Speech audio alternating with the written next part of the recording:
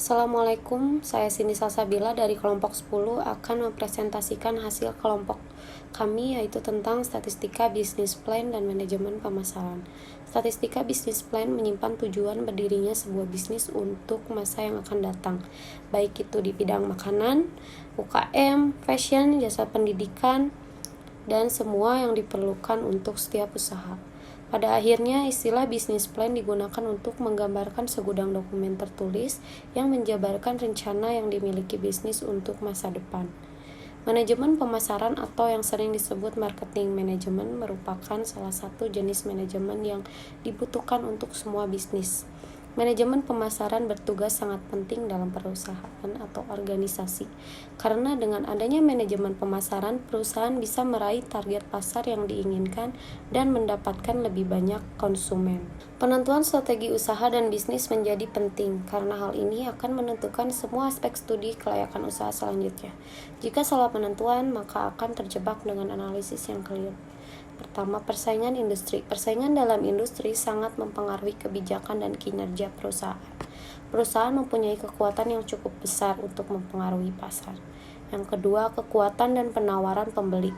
Pembeli memiliki kemampuan untuk mempengaruhi perusahaan untuk memotong harga atau menekan harga, untuk meningkatkan mutu servis, serta menghadapkan perusahaan dengan pesaing melalui kekuatan yang mereka miliki. Yang ketiga, kekuatan supplier. Pemasok adalah perusahaan yang menyediakan bahan baku, tenaga kerja, keuangan, dan sumber informasi kepada perusahaan lain. Pemasok memegang peranan yang sangat penting bagi kelancaran bisnis, sehingga pemilihan pemasok dapat meningkatkan keunggulan bersaing. Yang terakhir, kemampuan pesaing baru untuk masuk. Pesaing sangat berpengaruh terhadap keberhasilan bisnis. Perusahaan harus memiliki keunggulan bersaing untuk dapat memenangkan persaingan. Oleh karena itu, analisis terhadap kelebihan dan kelemahan pesaing dibandingkan dengan perusahaan sangat penting dalam menentukan strategi bisnis baik jangka pendek, menengah, dan jangka panjang. Manfaat strategi pemasaran, pelaku bisnis dapat melakukan perencanaan semaksimal mungkin untuk mengurangi risiko yang mungkin dapat terjadi serta mengestimasi biaya yang akan digunakan untuk memperoleh keuntungan yang optimal sehingga menjadikan bisnisnya layak dijalankan. Bisnis plan itu ada beberapa macam yang harus diperhatikan apabila ingin membangun bisnis, yaitu yang pertama, kenali bisnisnya.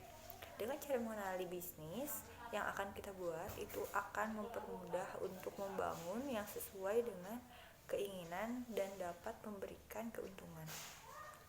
Yang kedua, tentukan target bisnis. Untuk menentukan target bisnis dapat menyesuaikan dengan konten yang akan kita buat dan mempermudah untuk mencapai planning yang sudah kita tentukan. Yang ketiga, membuat company profile. Karena membuat company profile merupakan hal utama untuk mengenalkan dan mempromosikan bisnis. Membuat company profile juga harus mengenal strukturnya, yaitu membuat dengan jelas serta terperinci. Dengan profil yang bagus, maka calon investor tidak akan ragu apabila akan berinvestasi kepada bisnis perusahaan. Dan yang keempat, mencatat seluruh transaksi keuangan dalam usaha yang nantinya akan menjadi sarana untuk pendanaan dari investor. Mencantumkan arus keuangan, yaitu dengan mencatat seluruh transaksi keuangan baik dalam jumlah kecil maupun jumlah besar. Transparan dalam transaksi keuangan bertujuan untuk meminimalisir apabila ada tindakan kejahatan pada saat melakukan transaksi. Dan yang kelima, memiliki strategi marketing.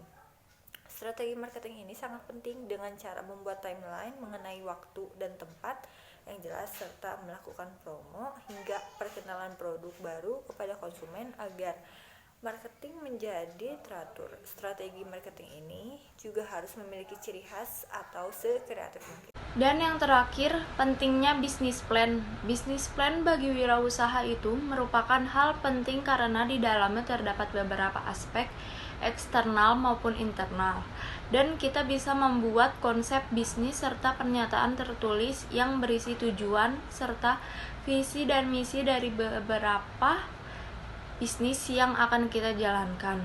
Rencana bisnis juga merupakan target jangka pendek, menengah, dan panjang. Segitu saja penjelasan bisnis plan dari kelompok 10. Mohon maaf bila ada kekurangan. Semoga materi ini bisa dimengerti dan bermanfaat. Wassalamualaikum warahmatullahi wabarakatuh.